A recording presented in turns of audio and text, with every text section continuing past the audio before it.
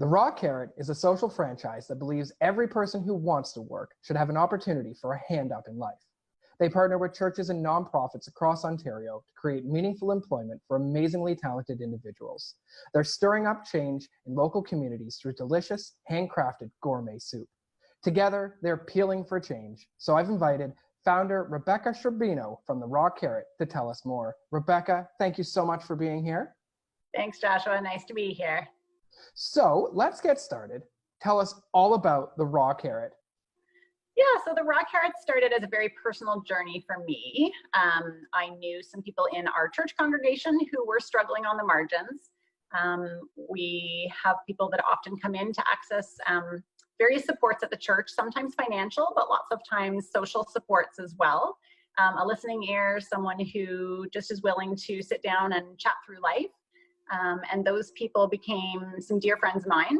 And I realized as I listened to them speak that they were struggling to really have a hand up in life. They were under this constant pressure to try to make ends meet every month, and they were really struggling to make ends meet. So they were accessing the church month after month, and that was becoming not just an emergency support for them, but that was really becoming a necessity for them to have enough income every month to buy their groceries. And as I listened to those amazing people chat about their circumstances, they also were saying that they wanted to work.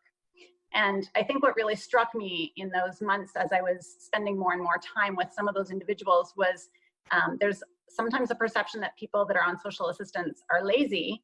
And yet what I kept hearing was that they really wanted to work. And that's when we really realized that there was a gap between the emergency supports and the government stipend that people are able to access month after month when they have a disability or a mental illness, but then this gap between being able to access a traditional employment environment.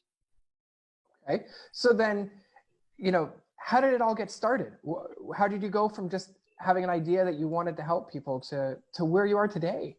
Yes, well, it always takes a big leap of faith, I think, when you jump into something new.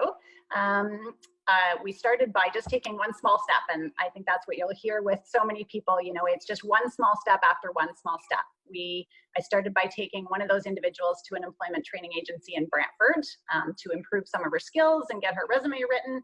And this was an amazing agency for her to work with. However, at the end, they had promised that she'd have some opportunities for a job and interviews anyways, and she had 3 interviews, but at the end, even though she had these 3 interviews, after 6 months of training, she wasn't successful in that interview process and didn't come out with a job. And so that's, I think, the great sense of frustration that started to sort of well up within me and my colleague and co-founder, Colleen, as we saw the block that people were having to try to access some sort of employment when they have other pieces to their lives in addition to their disability. And so we just took that one small step to approach our church congregation to see if they would consider loaning us their commercial kitchen. And they were willing to be innovative and to see some change happen in our community here in Paris. They loaned us the space of their kitchen, and we just decided, let's see if we can make some soup and pay people an income to make some soup. So that's where we started. Wow. So then let's dive in. Let's dive in a little bit more and talk about how you're operated. So is it entirely staff or is it volunteers? And can you kind of just go into the day-to-day operation of the Raw Carrot? Yeah, so we really wanted a model that was intended for people that struggle in a traditional work environment. So people that are on the Ontario Disability Support Program, they access those supports every month because they really have a significant and profound disability, but they have the desire to work. And so they're capable of working in a supported work environment. And so we decided that we'd really target that group of people. We'd invite them in for a very casual interview in a much more supported way than a traditional sort of profit-driven, very quick multitasking environment. Something that suited their needs more specifically, and that we would literally just come into the kitchen and make soup. And we decided on soup because it's a very social process, right? People who are not involved in the traditional work environment sometimes struggle on the margins because they just are excluded from life in general, right? They don't have colleagues or a work environment that's quite the same as people that are working. And so one of their needs is a social need. And so we really wanted to create something that was very social and had those strong friendships that form over work. And to us, soup was a perfect fit for that, because you stand and peel and chop veggies around a table and you make soup. It's warm for the soul, and it's a warm environment for people to connect in as friends too. And so those individuals earn a wage, a minimum wage, and they're paid for their work, and they're permanent employees of the church congregation that we're working with. It's fantastic. So when I was researching before this interview, I went on your website and I thought this was something that was unique to our area, but it turns out you guys have expanded your operations quite significantly. So can you tell me a little bit about that?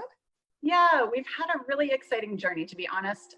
Joshua, I had no idea that this was going to turn from basically sort of a little side hustle and a passion project of mine into something that other people would have some interest in doing as well. And so we started with a very small group of people. There was only 4 of us initially in the kitchen, 4 staff members, and we hoped in our first year to sell $5,000 worth of soup that we could pay straight to the staff. In our first year, we ended up selling $25,000 worth of soup. Our community was so supportive of what we were doing. It was just absolutely amazing. And then people started taking notice of what we were doing. And so from that, we launched a pilot kitchen in Mount Forest, Ontario, and then another in Kitchener, and most recently one in Woodstock. So we currently have 4 Raw Carrot locations where people can live and work in the communities that they're residing in. So I feel like I couldn't have you here and not talk about the soup. So let's talk about the soup. My first question is, where do you get your recipes? Yes, well, that's the secret that I can't disclose. No, our recipes are all intended to be super gourmet, but also healthy. Colleen and I, the 2 founders, have 7 kids between the 2 of us. And so initially we taste tested all the recipes on our families. And those were just, we wanted to be really tasty and things that we would actually feed our children at home. Not something that you get out of a can that's a bit, you're a bit uncertain about the quality of the ingredients. So all of the vegetables are sourced locally. They're fresh. It's good quality meat. And so those are the ingredients that we want to use every. Are you telling me it's not all carrot soup? It's not all carrot soup. We actually have 7 different varieties of soup, and some seasonal varieties as well. So then I'm going to ask you a question now, my trademark going off script. What's your favorite soup? My favorite soup, I would say I've got 2 favorites. The spicy-ish sausage and cabbage, or the mulligatawny, which is an Indian-inspired soup with chicken and rice and lots of warm Indian flavors. So the soups that you have now, you said there were 7 varieties? Yes. You did start with 7? No, we didn't. And actually, we didn't even start with carrot. I think we started with chicken noodle and a few more basic ones, but since we'd called ourselves the Raw Carrot, we decided it probably would be prudent to have a carrot soup in the mix. Oh, I think yeah, definitely you got to have a carrot soup. So then segue into my next question. First, are there going to be more soups? And then second, what are some of your plans for the future?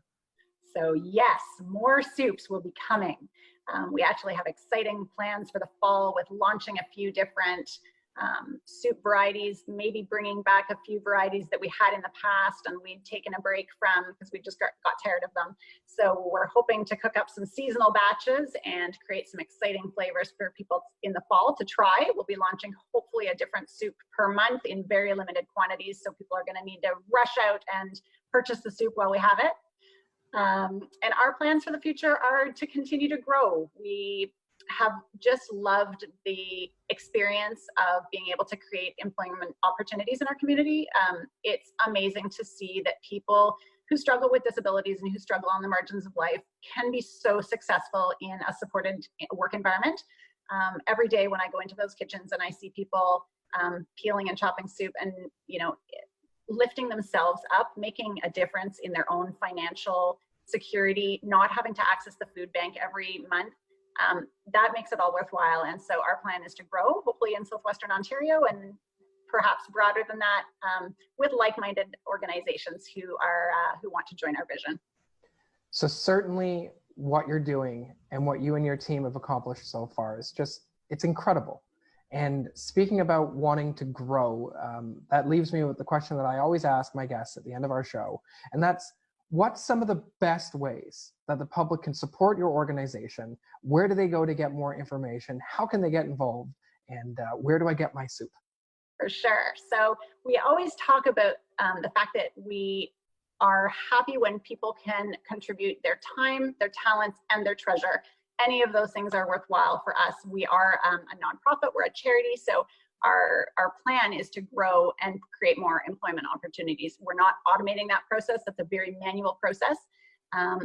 But we, in order to keep that process nice and slim and lean, we also require the support of volunteers. So we have people that come into our kitchens and help us peel and chop soup and support the staff to do a great job. That's one of the things, that's time. In terms of talents, we are, again, a super small organization. We're always looking for people to donate their talents. That could be business development or social media skills, or, there's all kinds of ways that people might have some business pieces that they could offer. And so that's another way.